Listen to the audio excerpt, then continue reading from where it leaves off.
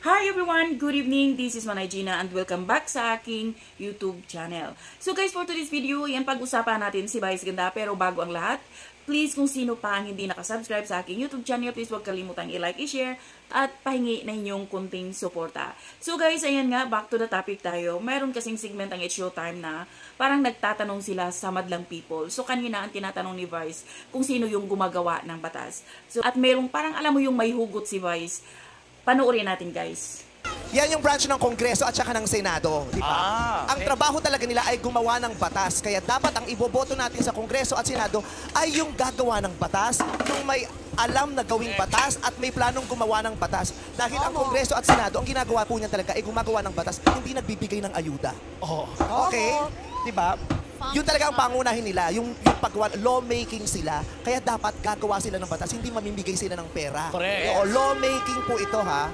Okay. Magaling talaga si Vice, matalino at alam niya ang sinasabi niya.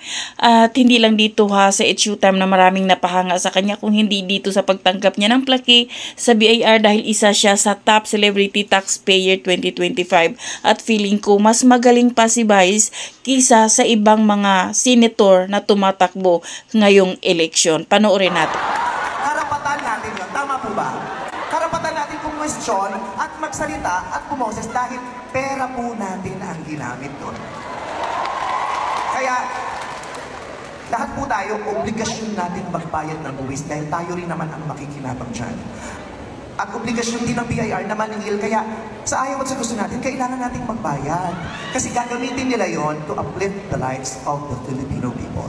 At pagkatapos natin magbuwis, magbayad ng buwis, tayo naman ang magtatanong, nasa na po ang binayad natin buwis. Kaya maraming salamat. Salamat po dito sa pribilehyo makapagsalita at dito po sa plaque ito, itinagagan ako pong tumanggap ng ganitong pagkilala na one of the top taxpayers sa aming distrito. Maraming salamat po. God bless you. Mabuhay kayo,